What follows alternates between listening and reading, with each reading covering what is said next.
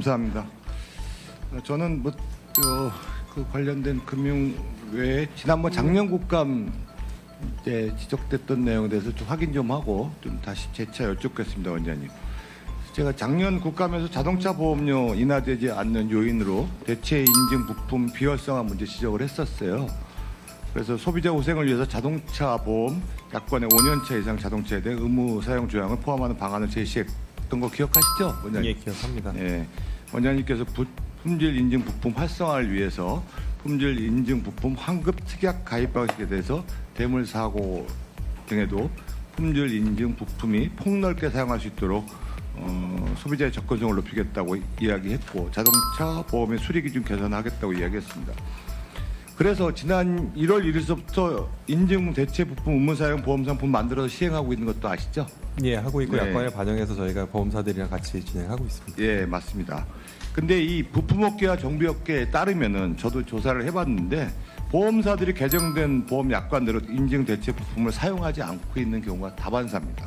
심지어 보험 약관이 개정됐는데도 시행되는지 현장 보험 사고 담당자들도 잘 인지하지 못하는 실정이더라고요. 대부분의 보험사가 경미 손상 제3 유형 수리 시 인증 대체 부품이 의무 사용 보험 상품을 적용하지 않다가 근자에 이제 국감 앞둔 데니까 수리 건수가 좀 늘어났다고 지금 합니다.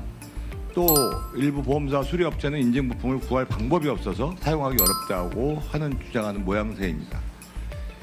실제 보험개발원 에이오스의 인증 대체 부품과 유통사 목록이 있어서 정비업체와 보험 담당자 언제든지 확인이 가능한 상태인데도 이게 차량의 인증 대체 부품과 부품 유통사가 바로 연결되는데도 불구하고 제대로 약관의 개정 사실과 인증 대체 부품 유통사 정보를 확인하지 안 됐고 또 이런 사용이 안 되고 있으니 별도의 교육과 홍보가 필요하고 되는데 어떻게 감독도 필요하다고 보는데 원장님 어떻게 생각하세요?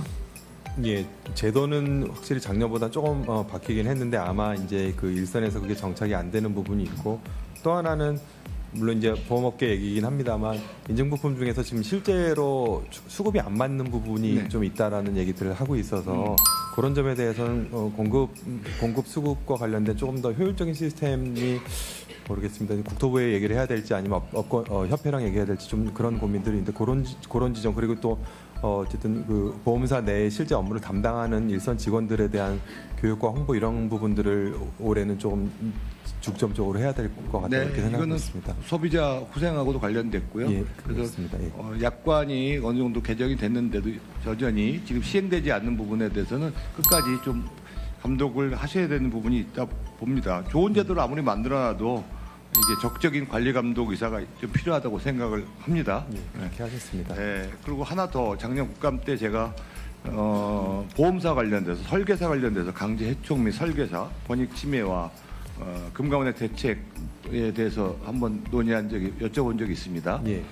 이 부분에 대해서도 실형 처리 결과가 좀 일부는 나왔고요. 그래서 뭐 설계사의 부당행위에 대해서 내부 통제 관련된 부분도 있었고 뭐 자회사 관련된 얘기도 있었는데 보니까 전수조사도 하고 그랬는데 특별 이익 및 제공 및 금속보 위반 행위, 그러니까 금속보 위반자를 연말 우수 성과자로 시정하는 취한 등 이런 조치가 여전히 시정되지 않았고요.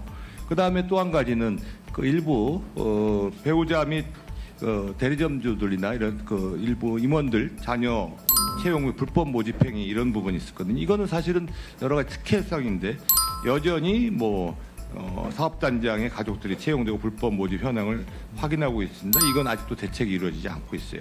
그래서 이게 설계사에 관련된 부분들은 요새 빅테크 관련된 뭐 자회사 여러 가지 논의가 있잖아요.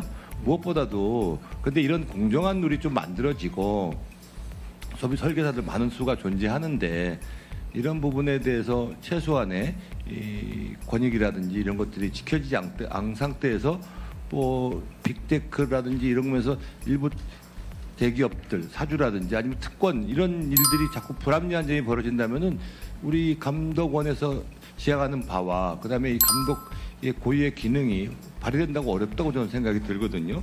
국정감사 통해서 또 한 가지는 뭐 금감원에서 정기 감사 결과를 최종 통보 받기 전까지 아무것도 하지 말라고 주장하는 뭐 금감원 핑계도 되는 주장도 좀 나왔는데 이거는 좀 더 확인해 봐야 될 필요가 있습니다. 그래서 부당행위를 바로 잡아야 될 그 당시에 이제 흥국생명 제가 얘기를 많이 했는데 대주주 얘기도 이를 감독해야 되는 금감원의 이런 것이 미온적인 태도로 비춰져는 저는 곤란하다고 생각을 하고요. 그래서 자칫 못하면은 이 설계사분들이나 이런 분들이 이게 권익 침해에 관련된 부분에서 절망하거나 이런 일이 벌어져서는 안 된다고 생각합니다.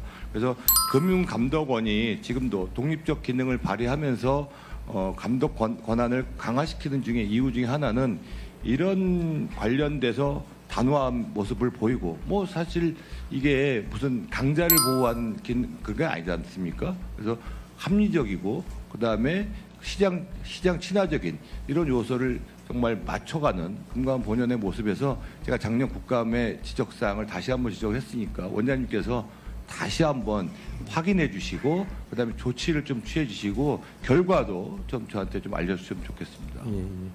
어쨌든 설계사 등과 관련된 중간 대리점 회사 등의 부당행위에 대해서 저희가 일부 검사를 해서 이제 제재 절차 진행 중인 것들도 있고 뭐 저희 나름대로 대응을 하고 있습니다만 여전히 말씀하신 것과 같이 이제 물론 기업의 적절한 구조 조정이라든가 디지털화에 따른 여러 가지 어떤 환경 변화에 대응은 해야 되겠습니다만 또 우리 설계사들의 어떤 생존권이라든가 종전의 어떤 그런 것들을 지나치게 침해하는 방식이 적절치 않다는 것들에 대해서 저희도 충분히 공감하고 그런 걸 토대로 지금 진행을 해야 될 거로 생각하고 다만 예를 들어 뭐 대리점의 어떤 고용 문제라든가 저희가 사실은 실제로 사실관계에 좀 접근하기 어려운 부분이 있어서 그런 것들은 저희가 검사를 나가게 되면 사실은 그 사실관계를 확인할 수 있는 정보들을 많이 좀 그런 거라서 혹여 그런 부분 구체적인 내용이 있으면 저희한테도 뭐 이제 그런 전달을 해주시면 저희가 검사라든가 어떤 그 자료를 삼도록 하고 말씀하신 것처럼 그 부분을 다시 한번